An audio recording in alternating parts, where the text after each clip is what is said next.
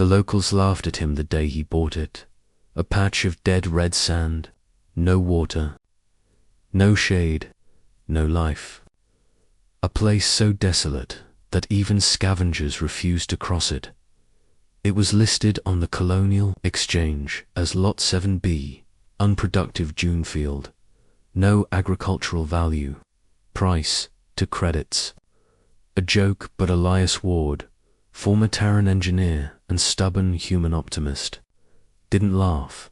He just smiled, paid his 2 credits, and walked into the desert like he knew something the galaxy didn't.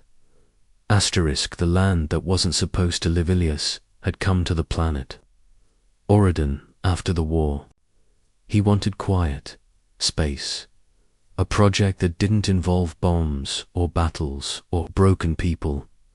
Oridan wasn't supposed to give him any of that. It was a brutal world. 2 suns, dry winds sharper than blades. Even the alien colonists avoided it. But Elias had a saying he repeated like a prayer. If something is empty, fill it.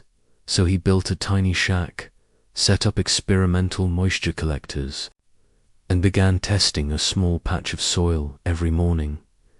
It was hopeless work. 3 months passed. Nothing grew for months. Still nothing. 6 months. The world stayed dead, but humans don't give up. Not on deserts, not on planets, not on themselves. Asterisk, the night the wind screamed on the 214th day. The wind changed. Elias woke to a sound that didn't belong on Oridan. A cry not human. Not any animal he had heard. A deep, low, desperate cry. He stepped out with a flashlight. At first, he saw only sand. Then a ditch. Then something huge lying inside it. Something covered in ash-black scales. Something breathing weakly. Each breath shaking the ground. A dragon, but dragons had been extinct on this part of the spiral arm for over 3,000 years. Everyone knew that, yet one lay right in front of him, starved, wounded, dying. Elias froze. His brain screamed. Run, his heart whispered. Help. The creature lifted its head.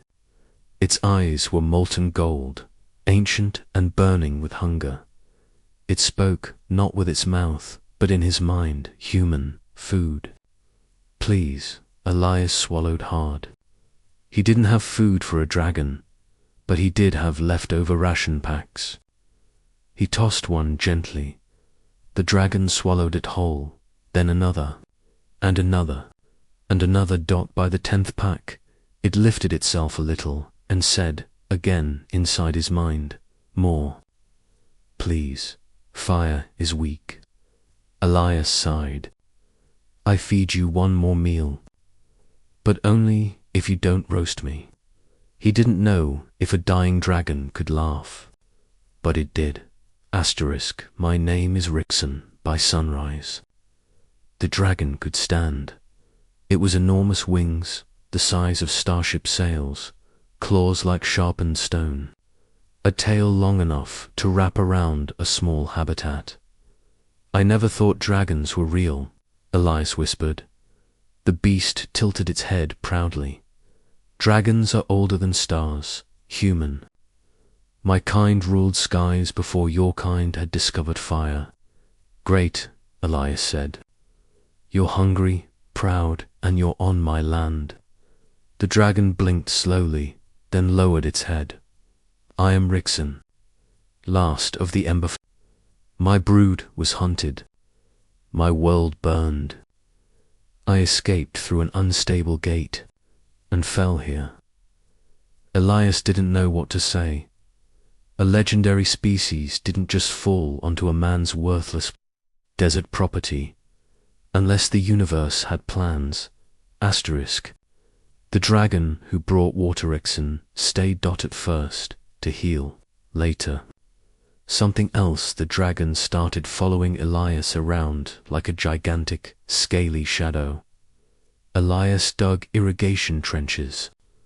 Rixon used his claws to carve deeper, straighter channels. Elias placed moisture collectors. Rixon flew high, creating pressure changes that brought thin clouds lower, until one day, a miracle happened.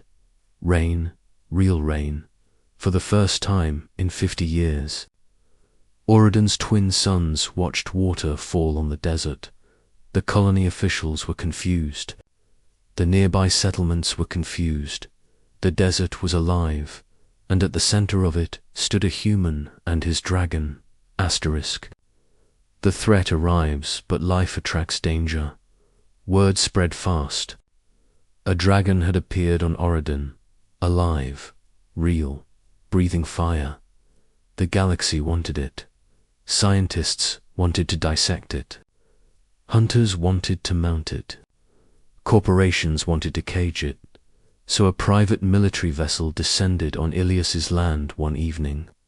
Kicking up storms of sand, the commander stepped out. "I'm authorized to collect the creature." "Step aside, human." Elias shook his head. "This is private property. This is a classer galactic threat."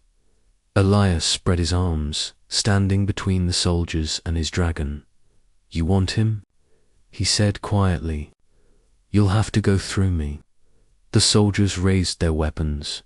Rixon roared, loud enough to shake the sky, but he didn't attack.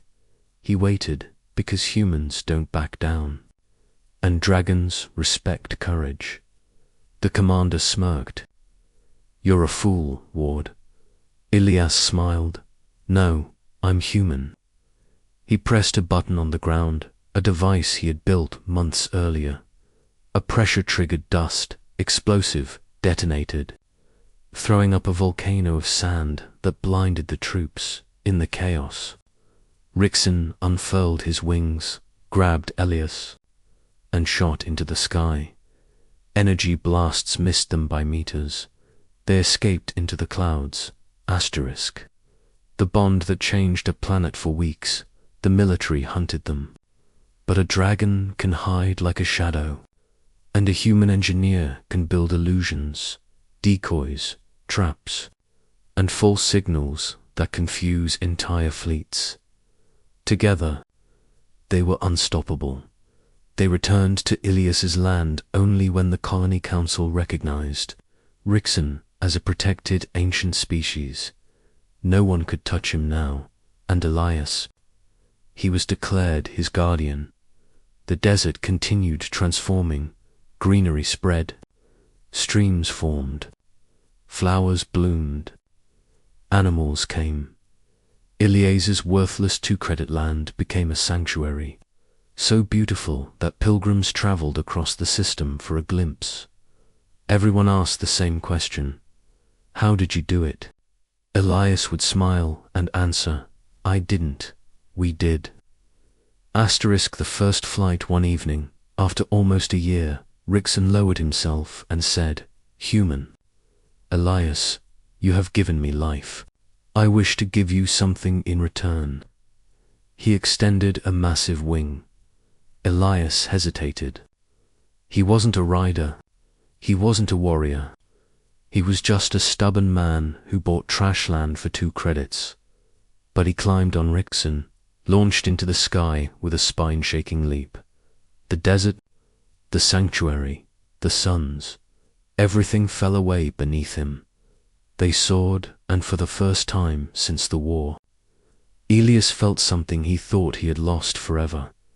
Joy, pure, wild, human joy. Asterisk. A new beginning by the next year.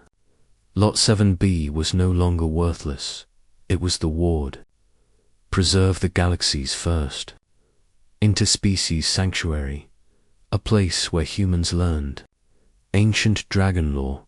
A place where Rixon taught children how to breathe without fear.